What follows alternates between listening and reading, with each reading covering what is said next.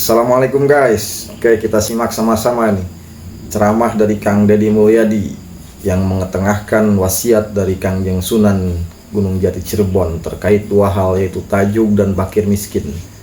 Dan dari tajuk inilah nanti bagaimana menciptakan sebuah ekosistem berbangsa dan bernegara yang berkeadilan dalam kemakmuran dan makmur dalam keadilan. Pagi hari ini, pagi yang berbahagia. Sebagai gubernur tentunya ada hal yang mendasar yang menjadi amanah leluhurnya orang Sunda, yaitu Sunan Gunung Jati yang dulu bermukim di Cirebon. Sampai ada azan namanya adzan pitu. Amanahnya cuma dua yang dia titipkan, tajuk dan fakir miskin. Kalau tajuk ini ya kayak gini, cuman ukurannya dulu kecil. Tajuk yang dulu itu terbuat dari bambu, kemudian pakai telapak batu, dikasih tiang penyangga kayu-kayu jati, kemudian diletakkannya di pinggir mata air dekat kolam. Kemudian di tempat itu ada azan yang dilantunkan tanpa pengeras suara. Di ruangannya hanya lentera untuk mengajarkan ngaji guru pada muridnya. Dan di tajuk itulah nilai-nilai kedamaian, nilai-nilai kerukunan, nilai-nilai spiritualitas bagi anak-anak pedesaan terbangun. Belajar ngajinya lama, ada yang dari alif batasa sampai narawas, itu ada yang 1 tahun baru bisa, 2 tahun baru bisa, bahkan ada yang 6 tahun baru bisa. Tetapi selama perjalanan mengajinya itu, anak-anak itu tumbuh dalam harisma spiritualitas tajuk. Maka ada kakawen dalang namanya begini: gedong dur kali sambung, paguliman sesepiting trim, pepetetan samia murag, balingbing lan jeruk manis. Gedong dur artinya bangunan yang sangat tinggi yang menghubungkan bumi dan langit. Maka orang Sunda meletakkan di atasnya menara disebutnya, yaitu yang menjadi penghubung antara bumi dan langit. Dan yang menjadi penghubungnya adalah suara azan untuk mengingatkan orang agar dia kembali pada Allah. Cuman sayang, bagi masyarakat Jawa Barat kalau suruh kembali pada Allah, rata-rata bilangnya innalillahi wa inna ilaihi rajiun. Ya Allah, aku jangan dulu menghadap hari ini. Dan dianggapnya orang yang menghadap Allah itu adalah orang yang mati. Padahal orang yang menghadap Allah itu adalah orang yang hidup. Dan orang yang tidak menghadap Allah adalah orang-orang yang mati.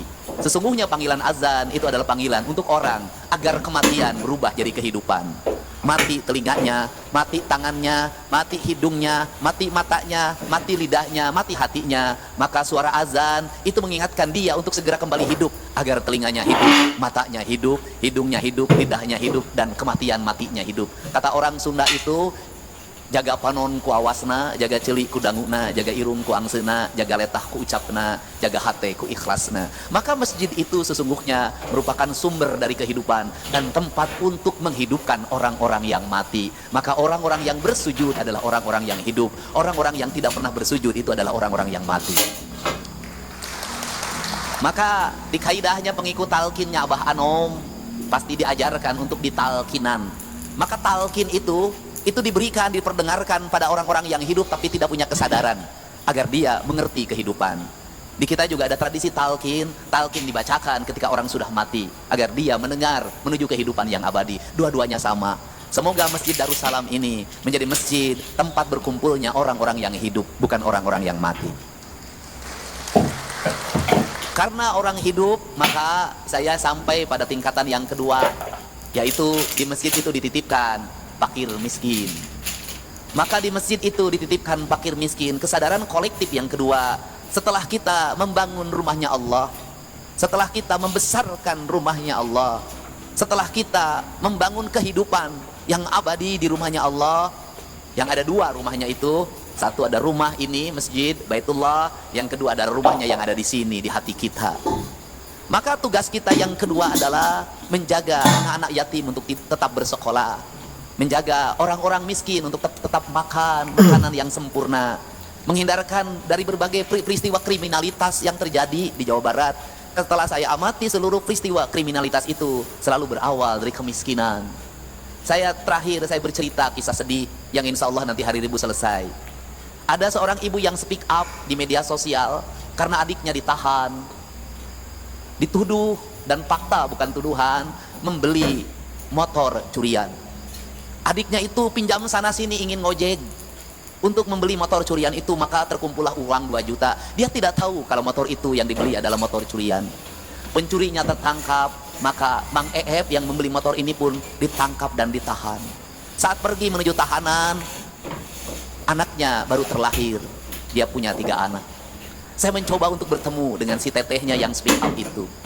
Kemudian saya meyakini memang dia orang miskin yang membeli motor dan tidak tahu curian itu untuk menghidupi anaknya dan istrinya. Kemudian saya bertanya kepada kejaksaan, bisakah yang disebut dengan restoratif justice? Bisa. Saya bertanya pada kasat reskrimnya, bisa enggak restoratif justice? Bisa, asalkan ada rasa maaf dari pemilik motornya. Kemudian saya mengundang pemilik motornya, mahasiswa Unpad, orang Bogor, yang dia motor itu kesayangannya, diberikan dari ibunya. Dan saya bertanya, kamu mau memaafkannya? Dia katakan, kalau melihat Bang Usep saya memaafkan, tapi yang nyurinya memang profesinya mencuri, tidak akan saya maafkan. Maka saya memilih untuk memberikan motor baru bagi yang dicuri itu.